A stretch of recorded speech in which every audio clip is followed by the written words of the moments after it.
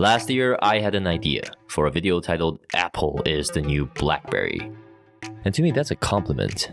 Both companies aim to deliver reliable, secure phones that just clicked.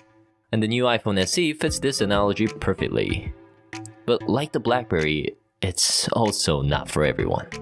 This is a day in the 2022 iPhone SE.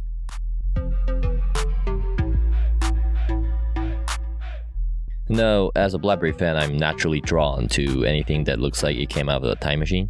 But this time, it's weird because the iPhone SE is the very design I remember hating on just because of how boring it was. Well, it took me 7 years, but a boring design finally looks interesting. Coming from the Galaxy S22, it does look outdated. But it still is the classic Apple DNA of premium quality and elegant design. It feels incredibly dense, the glass surrounding the phone has gotten stronger, and there certainly is a nostalgic charm about using this type of design in 2022. Although I do prefer my aluminum flat and chamfered, the rounded sides do feel comfortable to hold.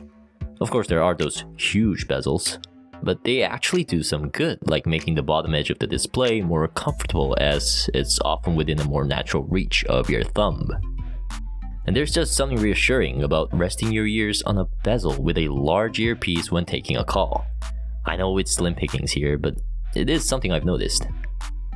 Something else I've noticed, or didn't notice in this case, was the display. I mean, it's still the 4.7-inch 720p LCD at only 625 nits of max brightness, which trails behind the recent OLEDs and 120Hz screens. But here's the thing. I don't watch a lot of movies or content that takes advantage of that on my phone. And surely I'm not alone here. So this still is an acceptable screen for me. And can I just say how much I love that the display stays almost pitch black when asleep? Texts do appear less sharp and outdoor visibility takes a hit, but no well. At least you get the most powerful smartphone in the world, right? That A15 Bionic chip with 4 gigs of RAM. To me, this means one thing, a super reliable phone. A phone that you can use years on end with no problems. Well, maybe just one problem. The 2018 mAh battery is larger than last year's, but you still have to basically nurture the battery. Sometimes it got me through one day, sometimes it didn't. It's no surprise, given how thin the device is. But let me tell you, it makes you feel like walking on thin battery. Now, another concern about the SE was the camera.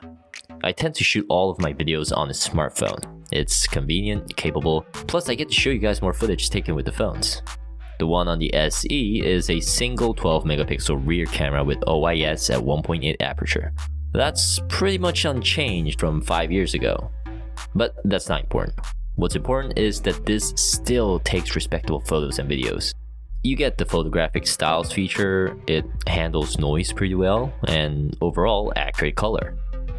It doesn't have night mode, which honestly sucks, and you get less of the natural blur in backgrounds compared to bigger lenses. It's also not great with lights, and the front 7 megapixel camera is just okay.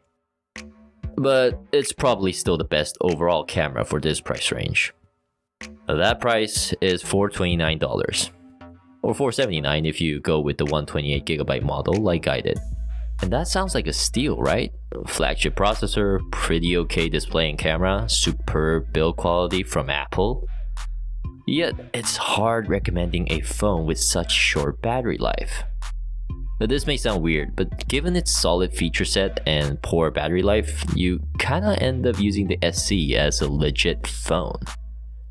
Ever since I made the switch, I spent considerably less time consuming content.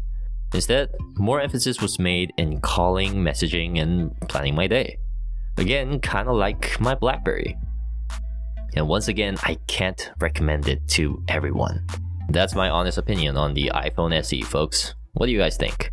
Please feel free to leave a comment down below, and if you have any questions, I'd be happy to answer them. Thanks for watching as always, and a sub to the channel would be super excellent.